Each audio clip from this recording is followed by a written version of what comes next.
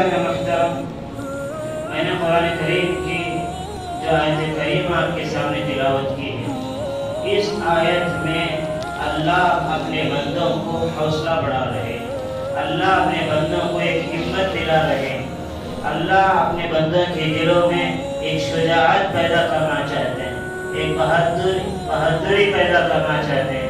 اے میرے بندو، چاہے وہ کون سی صدی کیوں نہ ہو، کون سا زمانہ کیوں نہ ہو، اور کون سا وقت کیوں نہ ہو، لیکن کسی وقت بھی کسی حال میں بھی تمہیں گھبرانے کی ضرورت نہیں، تمہیں غمزدہ اور مغموم ہونے کی ضرورت نہیں ہے۔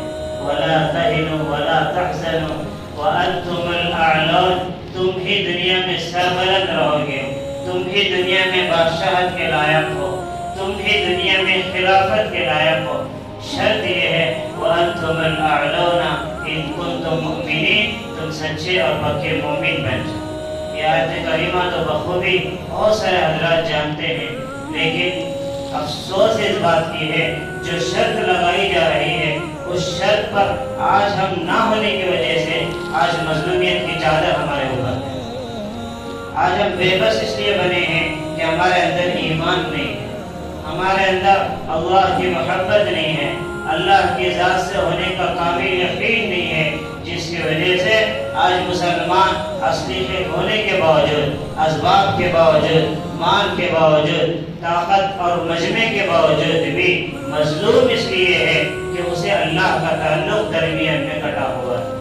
اگر آج سے 1400 سال پہلے کی سیرتیں اٹھا کر دیکھیں، تاریخیں اٹھا کر دیکھیں، وہ کیا ان کے اندر طاقت تھی، وہ کیا ان کے اندر جان تھی، جس بنیاد پر جس جگہ کا سفر کرتے وہاں کی کامیابی ان کی قدم چوما کرتی تھی، وہاں کی عزتیں ان کے غلام بنا کرتی تھی۔ آج ساری دنیا میں اگر نظر دوڑائی جائے تو ہمیں افسوس کی سوا کوئی چیز ہمیں نہیں ملتی۔ اس کی وجہ یہ ہے آج سے 1400 سال پہلے جو سینے ہوا کرتے تھے، جو دل ہوا کرتے تھے، جس میں اللہ کی ذات پر کامل یقین تھا، اللہ کی محبت تھی، مرنا مٹنا اپنے لوگوں کا شیوا بن چکا تھا، مسلمانوں کا شعار بن چکا تھا، آج بخل کی وجہ سے، بزدلی کی وجہ سے، گناہ اور بے حیائی کی وجہ سے ہمارا وجود نہیں رہا، ہمارا جسم نہیں رہا۔ بس جیسے اور قوموں کی زندگیاں جو ہمیں سبق دے رہے ہیں، وہی سبق ہم بھی اپنے دوسرے قوموں کو دے رہے ہیں۔ ہمارے میں دوسرے قوموں میں کوئی فرق محسوس نہیں، بس ظاہر ہمارا نظر آتا ہے، ورنہ ہمارے اعمال، ہمارے اقوال، ہمارے کردار، ہمارے اطوار یہ کوئی سیرت طیبہ کے مطابق نظر نہیں آ رہے۔ ہماری تنہائیاں ہمیں جواب دے رہے ہیں تجھ سے بڑا فرعون کوئی نہیں، ہماری تنہائیاں ہمیں جواب دے رہے ہیں تجھ سے بڑا گنہگار کوئی نہیں ہے۔ ہماری تجارت، ہمارا لین دین، ہمارا انداز زندگی ہمیں یہ دل سے ہمیں جواب دے رہا ہے کہ تو مسلمان نہیں، تیرا ایمان اپنے اندر نہیں۔ جب تک ہم اس چیز میں اگر مضبوط نہیں ہوں گے، چاہے کتنی بڑی طاقت اپنی ہو جائے، چاہے حکومت اپنے ہاتھ میں آ جائے، تو بھی ہمارے سروں سے غلامی نہیں اتر سکتی، ہم غلام کے غلام بن کے رہے جب تک ہماری زندگی صحابہ کے راستے پر نہ آ جائے، جب تک ہماری زندگی تابعین اور تبع تابعین کے مطابق نہ آ جائے۔ آج ہم اندر سے کھوکھلے بن چکے ہیں، ہماری روحانیت ختم ہو چکی ہے گناہوں کی وجہ سے۔ ہمارا وہ کون سا اعضا ہے جو گناہوں میں ملوث نہیں ہے؟ ہماری آنکھ بھی بے حیائی میں ڈوبی ہے، ہمارا ہاتھ بھی رشوت خوری میں لبریز ہو چکا ہے، ہمارے پیر بھی گندی محفلوں میں قدم رکھ چکے ہیں، ہمارا پورا وجود ہی گناہوں میں ڈوب چکا ہے۔ جب اللہ کے سامنے ہاتھ اٹھائے تو یہ ہاتھ کیا اللہ کے دروازے کھول سکے، ہماری آوازیں کیا آسمانوں کا سفر کر سکے؟ ہم تو بے جان بن چکے، ہمارے اندر کوئی طاقت نہیں۔ اس لیے آج علماء کا رونا اسی بات پر، ہمارے اکابر، ہمارے علماء، ہمارے ائمہ بارہا اپنی ممبروں سے آواز اٹھا رہے ہیں کہ لوگوں اپنی ضمیر کو جگاؤ، اپنے ایمان کو جگاؤ۔ کب تک ایسی بزدلی کی زندگی، کب تک ایسی بے حیائی کی زندگی؟ جب تک آدمی اپنے نفس پر قابو نہ پائے، اللہ کی قسم کسی قوم پر قابو پا نہیں سکتا۔ یہ طے شدہ جب تک آدمی اپنے نفس پر حکومت نہ کر سکا وہ اور قوموں پر کیسے حکومت کرے؟ صحابہ کی شان تھی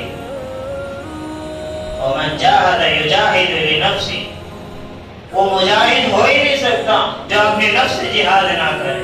میں بازار میں کھڑا ہوں، میرا دل کہتا ہے کہ آنکھ کو کہ گناہ سے بچ جا، تو آنکھ کہتی ہے کہ تیری بات میں وہ طاقت نہیں کہ میں عمل کر سکوں۔ نہ میری بات میرے آنکھ ماننے کے لیے تیار ہے، نہ میری بات میرا ہاتھ ماننے کے لیے تیار ہے، نہ میرے پیر ماننے کے لیے تیار ہے۔ جب اپنے وجود پر اپنی حکومت قائم نہیں ہو سکتی، کیا خواہ ہم دوسرے قوموں پر حکومت کریں؟ یہی چیز کے صحابہ کی زندگیوں میں بڑے بڑے طاقتور جب اپنے نفس پر قابو پا لیے، ان کا چلنا اللہ کے رسول کے مطابق، ان کا بیٹھنا اللہ کے رسول کے مطابق، یہاں تک کہ اپنے بس میں ان کی کوئی چیز نہیں تھی، اپنے آپ کو اللہ کے نام پر فروخت کر دیا تھا، اپنے آپ کو اللہ کے نام پر بیچ دیا تھا۔ کہا اللہ وہ چیز کھاؤں گا جو تیرا حکم ہے، وہ چیز کی طرف نظر بھی نہیں اٹھاؤں گا جس کو تو نے منع کیا ہے۔ اے اللہ میرا ہاتھ کبھی وہ عمل نہ کرے، اے اللہ میرا پیر کبھی وہ اس جگہ پر قدم نہ رکھے جہاں پر تیری ناراضگی ہوتی ہو، جہاں پر تیرا غضب بھٹکتا ہو۔ یہ صحابہ کی شان تھی، ایک ایک صحابی ملکوں پر جاتے تو فتح پا لیتے، کیونکہ ایمانی قوت تھی، ایمانی طاقت تھی۔ یہ صحابہ کا بھی شعار رہا ہے، تابعین کا بھی شعار رہا ہے۔ بس آج ہم ہی ہیں جو جذبے بے جان ہو چکے، ہمارے جسم میں کوئی جان نہیں ہے، بس ایک گوشت کا لوتھڑا بن چکا ہے، خون کی روانی ہے، بس اس کے علاوہ کوئی اپنے اندر طاقت نہیں۔ روحانیت جو طاقت ہے یہ بہت اہم طاقت ہے، اسی طاقت کی بنیاد پر مسلمان آج تک حکومت کیا ہے، اگر کرنا چاہے تو آئندہ بھی کر سکتا ہے۔ روحانیت کے بغیر کوئی طاقت نہیں ہوتی۔ آیت کریمہ میں اللہ بات سمجھا رہا ہے، وَلَا تَهِنُوا وَلَا تَحْزَنُوا، لوگوں تمہیں کیا ہو گیا ہے، کیوں گھبرا رہے ہو، کیوں ڈر رہے ہو، کیوں اپنے چہروں کو مرجھائے ہوئے ہو، کیوں مایوس ہو رہے ہو؟ آج بھی وہی خدا ہے جو 1400 سال پہلے تمہارا خدا تھا، آج بھی وہی تمہارے پاس کلام ہے جو میرا نازل کردہ، میرا اترا ہوا کلام، میرا نازل ہوا قرآن وہی کلام ہے، کوئی لفظ کوئی حرف تو نہیں بدلا۔ یہ کمی کس چیز کی ہے؟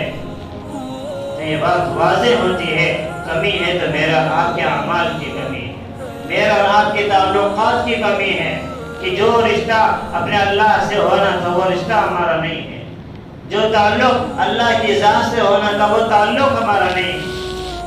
اللہ سے تعلق مضبوط ہو جائے، اسباب کی بھی ضرورت نہیں ہے۔ اگر اللہ سے تعلق مضبوط ہو جائے، اسباب کی بھی ضرورت نہیں رہتی۔ اور یہ مثال صحابہ کے واقعات سے ہمیں ملتی ہے۔ 5000 صحابہ، ہزاروں لاکھوں جو لوگوں کی لاشیں بچھا دی ہے۔ 313 صحابہ کی تاریخ تو مشہور ہے، جسم پر پرانے کپڑے، تھکا ماندہ جسم، کئی دنوں سے فاقہ برداشت کرنے والا پیٹ، جسم میں کوئی طاقت نہیں تھی، لیکن روحانیت میں وہ طاقت تھی کہ اسباب کی بھی ضرورت نہ پڑی۔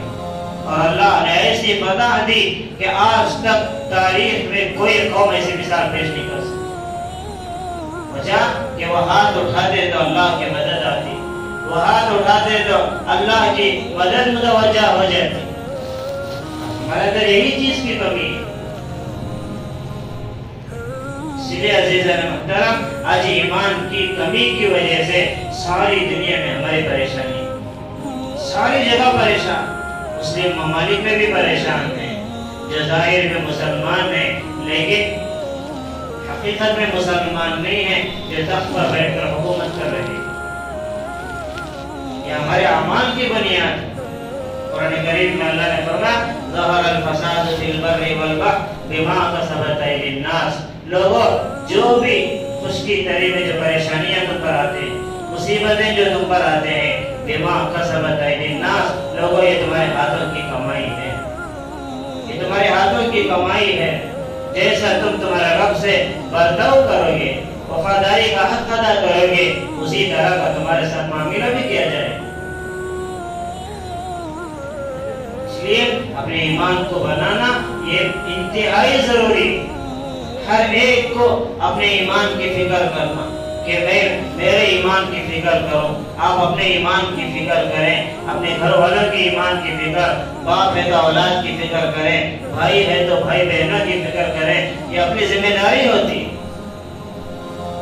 اللہ کی طاقت کا اگر ہمیں اندازہ ہو جائے، اگر اللہ کی ذات کا ہمیں کامل یقین ہو جائے تو وہ مومن کبھی گھبراتا نہیں، حالات میں بجائے گھبرانے کے اللہ کی طرف متوجہ ہوتا ہے۔ اور یہ ایمان کا شعار ہے، مسلمانوں کی علامت ہے کہ مصیبت کے وقت، پریشانیوں کے وقت اللہ کی طرف متوجہ ہونا یہ بہت ضروری ہے، بہت ضروری ہے۔ اللہ اپنے بندوں کو آزمانا چاہتے ہیں، اللہ اپنے بندوں کو ٹٹولنا چاہتے ہیں، دیکھنا چاہتے ہیں کیا یہ صرف مالداری کی حالت میں خوش رہے گا یا فقیری کی حالت میں بھی خوش رہے گا۔ کبھی نفع ہو جائے صرف تب عبادت کرے گا، نقصان ہو جائے تو کیا یہ میرا در چھوڑ دے گا۔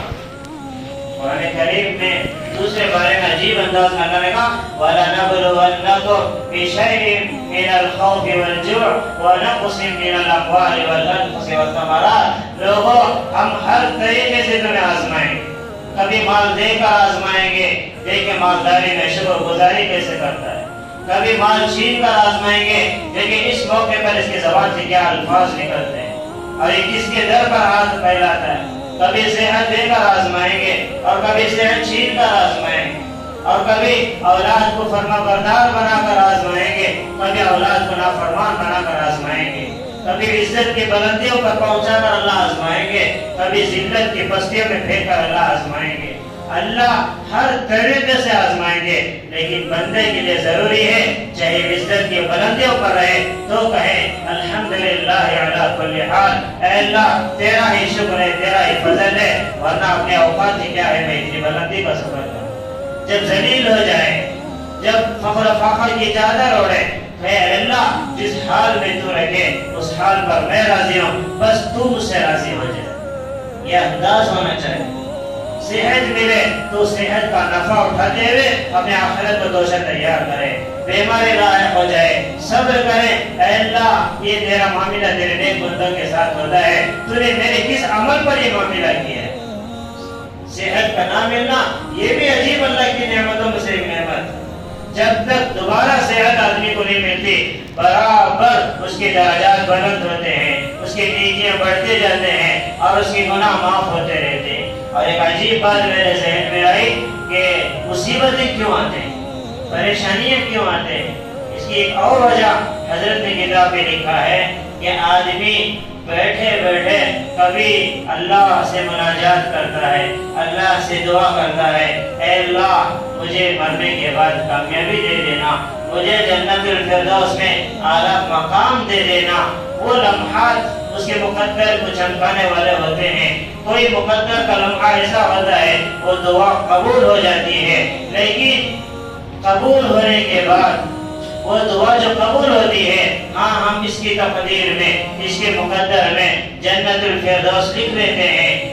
اب دیکھتے یہ ہیں کیا یہ اس چیز کو لینے کے لیے اس سدے کی قربانی دے گا یا نہیں دے گا، اس سدے کا ایمان بنائے گا یا نہیں بنائے گا۔ اگر کوئی محنت کر کے قربانی بڑھا کر رات دن ایک کر کے جنت الفردوس میں پہنچنے تک جو اعمال کی ضرورت ہے اس سدے کا عمل کرتا تو ٹھیک ہے، اگر دعا تو کر لیا عمل نہیں کیا تو اللہ کہتے ہیں اس کی دعا تو ہم نے قبول کی ہے، ضرور اس کو وہ چیز دینا تو ضرور ہے، لیکن کیوں نہ اس بندے کو مصیبتیں دے دیا جائے، بیماریاں دے دیا جائے، پریشانیاں دے دی جائے، تاکہ یہ اس میں مبتلا رہے اور اس کے درجات بلند ہوتے جائے، یہاں تک کہ یہ جنت الفردوس کا مستحق نہ ہو جائے۔ یہ اصل چیز ہوتی ہے۔ دعا جو ہم کر لیتے ہیں لیکن اس سجدے کی محنت نہیں کرتے، لیکن اللہ مشفق اور مہربان ہے، کسی نہ کسی چیز میں مبتلا کر کے اللہ وہاں تک پہنچانا چاہتے ہیں۔ جیسا اذان کی بات کی دعا ہے मकाम महमूद अलल्लज़ी वअदता, जो मकाम महमूद का उस दुआ में तज़किरा है। ऐ अल्लाह, तू अपने हबीब, अपने लाडले, अपने इमामुल अंबिया, खातमुन नबिय्यीन को जो तूने मकाम महमूद का वादा किया है, ऐ अल्लाह उस मकाम पर उनको पहुंचा। तूने जो वादा किया है, तो अल्लाह ने कहा है हबीब, हमने जो वादा तो किया है उस मकाम पर पहुंचेंगे, आपको पहुंचाएंगे। वो मकाम जन्नत का आला और अफजल मकाम है, उससे बड़ा मकाम कोई नहीं है। वो मकाम हमने आपके लिए तय कर दिया है, इसलिए सारे नबियों से बढ़कर आपके कुर्बानी हम देखना चाहते हैं,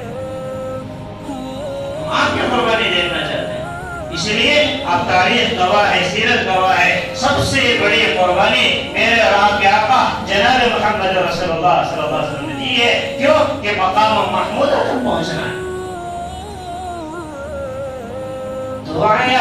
दुआ, हर दुआ अल्लाह के दरबार में कबूल होती है। हर दुआ, हदीस में आती है, कोई बंदे की दुआ रद्द नहीं होती, हर दुआ कबूल होती है। लेकिन अल्लाह से ज्यादा जानने वाला कोई नहीं होता, इसलिए अल्लाह बंदे की नौइयत को देखता है। मिसाल के तौर पर कोई बंदा दुआ में कहा, ऐ अल्लाह मुझे मालदार बना दे, मुझे साहिब निसाब बना दे। अल्लाह कहता है कि तेरी दुआ तो कबूल है, लेकिन मेरे बंदे तुझसे ज्यादा और तू अपने आप को उतना नहीं जानता जितना तेरा बनाया हुआ रब तुझे जानता है। मैं अगर तुझे माल दूं, तेरी जिंदगी गुजर जाएगी, तो एक सजदा करने की तुझे तौफीक नसीब नहीं है। तो कभी अल्लाह के घर की तरफ चेहरा उठाकर नहीं देखेगा। मैं तेरी कैफियत को जानता हूँ, और ये बात खुद हम अपने दिलों में दौड़ाएं।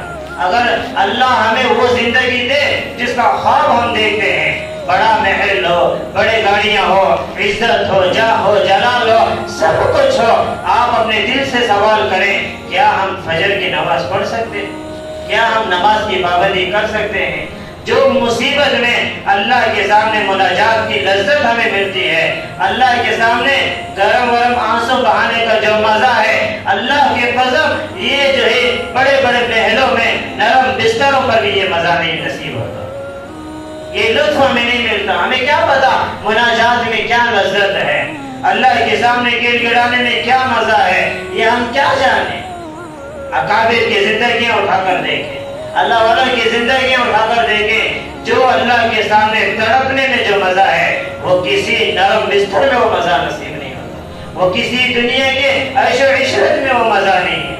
अजीब लुत्फ अल्लाह ने हमारे लिए, हमारे पास वो लुत्फ, वो मजा इसलिए नहीं है, हमारे आंखों में वो हयादारी खत्म हो चुकी है, हमारे आंखों में वो ताकत खत्म हो चुकी, जो अल्लाह के खौफ से आंखों में आंसू बहाया जाए, अल्लाह के खौफ से रोया जाए। जो आंख बेहयाई के मनाजिर देखती है, वो कभी अल्लाह के खौफ से आंखों में आंसू नहीं बहा सकती। और जिसका दिल गुनाह की वजह से सख्त बन चुका, पत्थर दिल हो चुका हो, उसे क्या पता कि अल्लाह के सामने का मजा क्या होता है, अल्लाह के सामने गिड़गिड़ाने का लुत्फ क्या होता है। हमारा अकाबिर 2-2, 3-3 घंटे हाथ उठाते थे, उनको हाथ उठाने का एहसास भी नहीं होता। अल्लामा राजी रहमतुल्लाह ईशा के बाद सजदा करते तो फजर की औकात में उनका सर सजदे से उठता था, और बड़े शौक से कहा करते थे, निशाने सुजूद तेरी पेशानी पर हुआ तो क्या हुआ, निशाने सुजूद तेरी पेशानी पर हुआ तो क्या हुआ, कोई सजदा रब को ऐसा तो कर जो जमीन पर निशान है। ये सजदा, ये लुत्फ जाए अकाबिर की जिंदगी में। हमारा दिल गुनाहों से बदजन हो चुका, गुनाहों से बदतर हो चुका है, इसके अंदर ताकत नहीं है, रूहानियत खत्म हो चुकी है। और जिसकी आंखें जो है नफ्स की ख्वाहिशात की चीजों को देखती है, ये बात जरा नोट कर लें, जिसकी आंखें नफ्स की ख्वाहिशात की चीजें देखती है, उसका दिल उसके अजाब के अंजाम से अंधा हो जाता है, उसका दिल उसके अंजाम से अंधा हो जाता है। सुना भी, अगर कई बात सुना भी तो वो बात दिल में नहीं लेता, बल्कि एक कान से सुनकर दूसरे कान से वो बात चली जाती है, उसे तौफीक नहीं होती उस बात पर गौर करें कि मेरी ताकत क्या हुई है। इसलिए अपनी जो गुनाह की जो जिंदगी है कि मेरे तन्हाइयों का मामला, ये आज के दौर में नौजवान के लिए बड़ी अजीब बात यह है कि नौजवान खुसूसन इन गुनाहों में मुब्तला। دیواریں تک چیخ چیخ کر کریں پوری قوم تمہیں، ساری قومیں تمہارے اوپر ٹوٹے پڑے ہیں، ساری قومیں تمہیں لاتیں مار رہے ہیں، تم ابھی تک غافل بنے ہو، ابھی تک بے حیائی کے مناظر دیکھ رہے ہو۔ کاش اسی حال میں خدا نہ خواستہ تیری موت آ جائے، کیا تو اپنے رب کو چہرہ دکھائے؟ اللہ والے رو رو کے کہہ رہے لوگوں تنہائیوں میں گناہ کرتے ہو، جس کو کوئی نہیں دیکھ رہا سمجھتے ہو، جس گناہ کو کوئی نہ دیکھے اس گناہ کا خود وکیل بھی اللہ ہے، گواہ بھی اللہ ہے، گواہ بھی اللہ ہے۔ ما يكون من نجوى ثلاثة إلا هو رابعهم ولا خمسة إلا هو سادسهم۔ اکیلے سمجھ کر گناہ نہ کرنا، تم ایک ہو تو دوسرا خدا ہے، دو ہو تو تیسرا خدا ہے، تین ہو تو چوتھا خدا ہے۔ اللہ تو ہر حال میں ہمارے ساتھ۔ اس لیے عزیز محترم اپنی انفرادی زندگی کو بنائیں، یہ اصل طاقت ہوتی ہے، یہ اصل طاقت ہوتی ہے۔ آج دیکھ رہے نہیں ہر ایک مصیبت میں پڑا ہوا ہے، ہر ایک مصیبت، مالدار بھی پریشان، فقیر بھی پریشان، تجارت کا بڑا بڑا تاجر بھی پریشان ہے، ہر ایک پریشان ہے۔ وجہ سمجھ میں نہیں آ رہی۔ وجہ تو یہی ہے کہ اپنی انفرادی زندگی اتنی بدتر بن چکی ہے، اگر یہ اللہ یہ زندگی کو ظاہر کر دے تو کوئی جانور بھی ہمیں دیکھنا پسند نہ کرے۔ زندگیاں ہمارے چل رہے ہیں، ہماری خلوتیں، ہماری جلوتیں، ہماری حالتیں، بس اللہ نے رحم کیا ہے، اللہ نے کرم کیا ہے، اللہ نے ہمارے گناہوں پر پردہ ڈال کے لوگوں کی نگاہ میں ہمیں عظمت والا بنایا ہے، لوگوں کی نگاہ میں ہمیں عزت والا بنایا ہے۔ جوان، بوڑھا، مرد، عورت، سب ہم سب کے سب گناہوں میں ایسے منہمک چکے ہیں۔ آج ساری دنیا ہمارے قوم پر ایسے ٹوٹے پڑی ہے جو آج سے 1400 سال پہلے اللہ کے حبیب سرکار دو عالم صلی اللہ علیہ وسلم نے فرمایا، لوگوں اے میرے صحابہ، ایک دور آئے گا، ایک دور آئے گا، میری امت پر دوسری قومیں ایسے ٹوٹ پڑیں گے جیسے بھوکے لوگ دسترخوان پر ٹوٹ پڑتے۔ صحابہ کو بڑا شاق گزرا، بڑے پریشان میں کہا کہ یا رسول اللہ صلی اللہ علیہ وسلم، کیا اس وقت ہماری تعداد کم ہو جائے گی؟ کیا ہمارے پاس اسباب نہیں ہوں گے؟ تو عجیب انداز میں اللہ کے نبی نے کہا، تعداد اس سے بڑھ کر ہوگی اور لاکھوں کروڑوں کی تعداد ہوگی۔ صحابہ حیران ہو کر کہنے لگے، اے اللہ کے حبیب پھر کیا وجہ ہے؟ پھر کیا وجہ ہے؟ کہا کہ میرے صحابہ وہ لاکھوں کی تعداد میں جو ہوگی وہ اپنے اندر سے ایمان سے خالی ہوگی، ایمان سے خالی ہوگی، ان کی دلوں میں کوئی طاقت نہیں ہوگی، ان کی روحانیت میں کوئی طاقت نہیں ہوگی، جس کی بنیاد پر ساری قومیں ان پر ٹوٹ پڑیں گی، ان کے بچوں پر ظلم کریں گے، ان کی عورتوں کی عزت ہی لوٹا جائے گا۔ اللہ کا شکر ہے ہماری ریاست میں کم سے کم تھوڑا تو سکون ہے، ورنہ دوسری روایت جو ہے ریاستوں کی حالت بارہ خبروں میں دیکھ رہے ہیں اور پڑھ رہے ہیں، تو یہ اللہ معاف کرے، اللہ کا شکر ادا کریں، اللہ نہ کرے کہ وہ وقت ادھر بھی نہ آ جائے۔ اس لیے توبہ کرنا ہے بہت ضروری، توبہ بہت جگہ ظلم ہو رہا ہے، بہت جگہ ظلم ہو رہا ہے، اور کئی جگہوں کی جو رپورٹ ہے وہ میڈیا اور ہمارے پاس لانے کے لیے تیار نہیں، لوگوں کو دکھانے کے لیے تیار نہیں۔ کیوں؟ ان کو بڑوں سے وہی روایت یہ باتیں مل رہی کہ اس کی جو ہے خبریں باہر نہیں آنا چاہیے، اور میڈیا بھی جو ہے بکی ہوئی ہے، آج زمانہ بھی رشوت میں چل رہا ہے، کسی کو کیا خبر، کسی کو کیا ہمدردی، انسانیت پوری ختم ہو چکی ہے۔ بس چند تحریک دین کے ہیں جو آج بھی جو ہے بڑے سوز دل لے کر محنت کر رہے ہیں، ایک درد دل لے کر پھر رہے ہیں، جیسا ہمارے جمعیت علماء ہند ہے، اور اللہ علماء دیوبند کو جزائے خیر دے۔ آج ایک زمانے سے ہر صدی میں انہوں نے قوم کی رہبری کی، ہمدردی کی ہے، ایک دوسرے کی مصیبت میں خود گئے، ان کے گھر کے پاس گئے، ان کے دروازے پر گئے، ان کی جتنا اللہ نے مال دیا ہے سب کو لٹایا، اور ہر ایک کی مصیبت میں ہر ایک جو اس میں کام آئے۔ یہ ان علماء کا احسان ہے، اللہ ان کی عمروں میں خوب برکت دے۔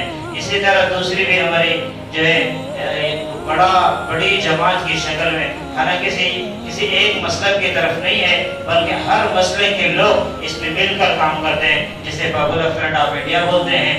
اللہ ان کو بھی جزائے خیر دے، انہوں نے ہر میدان میں آگے رہا اور قوم کی اعانت کی، قوم کی مدد کی، اور یہ آج بھی جو ہے دہلی کے فضادات میں کئی ایریے، حالانکہ میرے ساتھ بڑے ہوئے لوگ بھی دہلی میں موجود ہیں، انہوں نے فون پر بتایا غریب جو ہے محلوں پر انہوں نے ظالم لوگوں نے حملہ کیا ہے، جس کی رپورٹ خود دہلی کے شہر میں رہنے والوں کو پتہ نہیں، اس کے حالات باہر نہیں جا رہے، کوئی بتانے کے لیے تیار نہیں، اگر کوئی بتائے تو اسے اپنی جان کا ڈر ہے، دھوکے کا ڈر ہے۔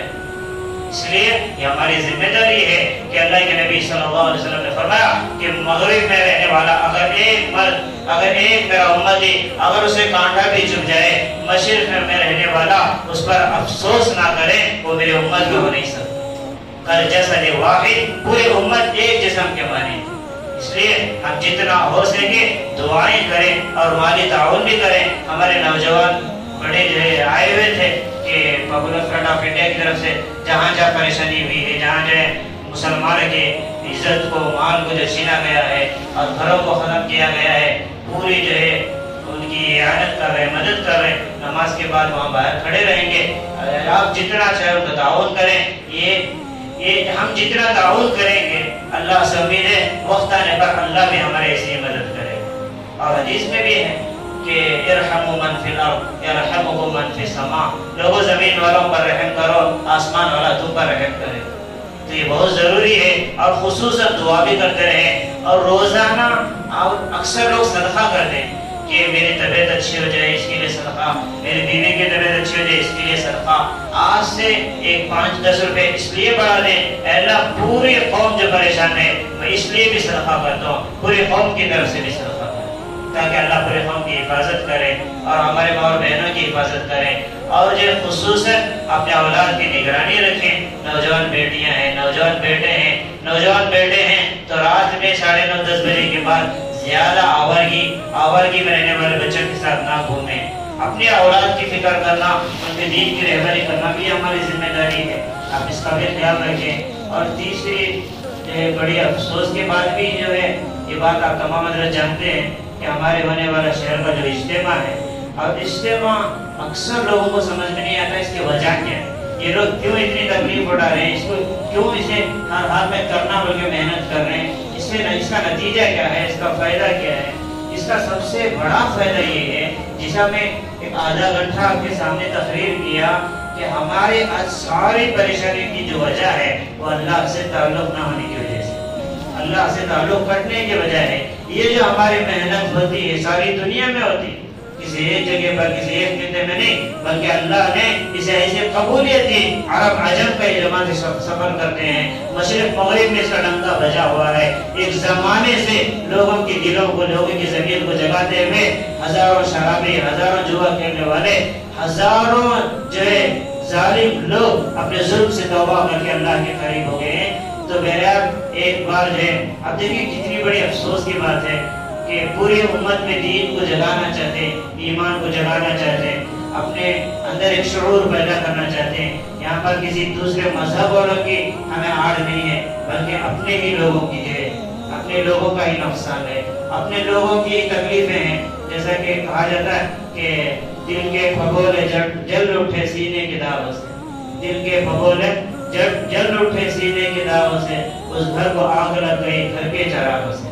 کسی اور نے گھر کو آگ نہیں لگائی، بلکہ خود گھر والے گھر کو آگ لگائیں، یہ ہمارا حال بن گیا ہماری قوم۔ اور افسوس کے ساتھ یہ بات کہی جاتی ہے کہ ہمارے شہر کے مسجدوں میں جو امام ہیں، منبر رسول پر کھڑے ہو کر کے ان کو شرم نہیں آتی، منبر رسول پر رہتے ہوئے اللہ کا ڈر نہیں آتا۔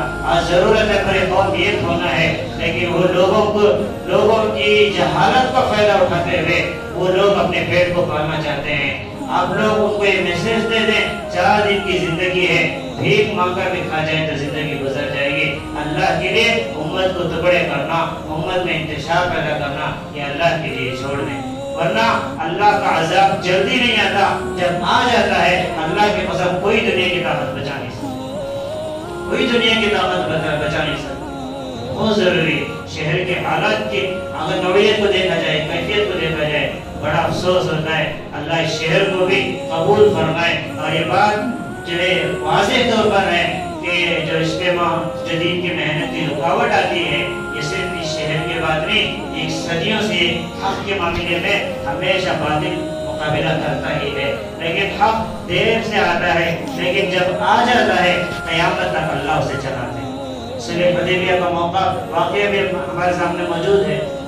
अल्लाह के नबी सल्लल्लाहु अलैहि वसल्लम सहाबा के वफद को लेकर उम्रा करने के लिए जाने तैयार हैं, लेकिन मक्के में दाखिल होने नहीं दिया जा रहा। जिनके सदक़े में अल्लाह ने काबतुल्लाह को बनाया, दुनिया के निज़ाम को बनाया, खातमुन नबिय्यीन है, जब उनको हक से रोका जाता है, जब उनके साथ ये मामला किया जाता है, मेरा और आपका क्या है? हमारा तो ईमान कोई है ही नहीं। हमने धोखा लगाया, हम ईमान वाले हैं, हमारा ईमान नहीं है, हमारे अंदर अल्लाह को उतना डर नहीं, उतना ईमान नहीं है।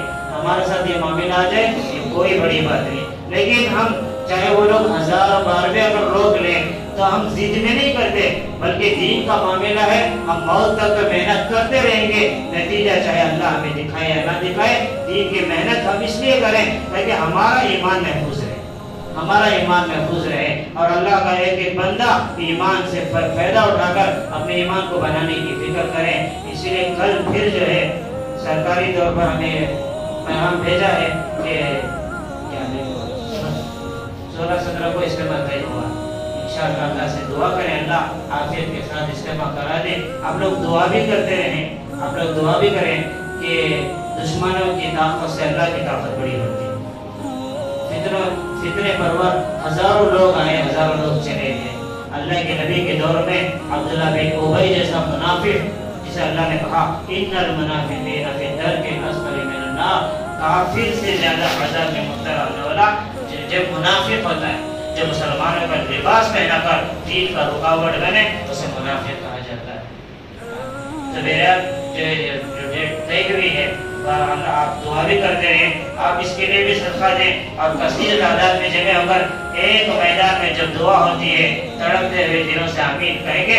अल्लाह से उम्मीद है अगर अल्लाह की रहमत अगर जोश में आ जाए, अल्लाह पूरी दुनिया के इंसानों की अल्लाह हिफाजत करेगा और पूरी दुनिया में जो उम्मत है अल्लाह सारी पूरी उम्मत के मसाइल को हल करेगा। और किसी के पास जिद के मामले में बात ना करें कि देखो हम फिर कर रहे हैं, हर हाल में कर रहे नहीं, हम किसी को बताने के लिए से नहीं करते, हम अल्लाह के रजा के लिए करते, हम किसी के मुकाबले में नहीं करना। कोई दुश्मन भी कोई चर्चा भी कर रहा, कोई दुश्मन नहीं, वो भी अपने जो भी कलमा पढ़ा है वो अपना है, बस सही इल्म ना होने की वजह से, उनके उलमा सही रहबरी ना करने की वजह से आज ये उम्मत में दरारें आ चुके हैं। अल्लाह से दुआ है अल्लाह पूरी उम्मत को अल्लाह एक बना दे, मुत्तहिद बना दे, अल्लाह मुत्तफिक कर दे।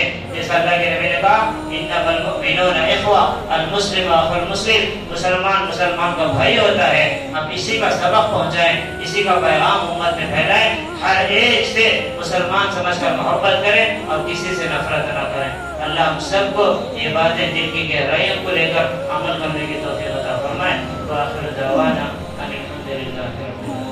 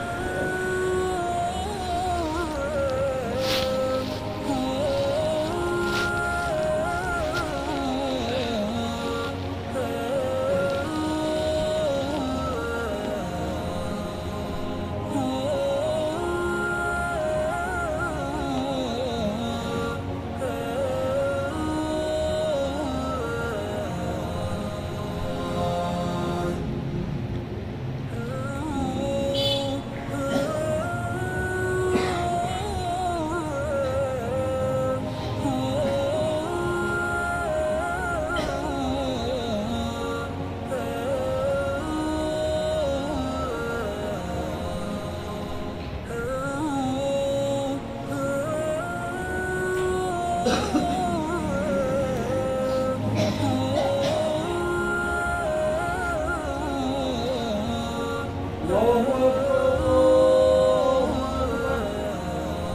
أكبر.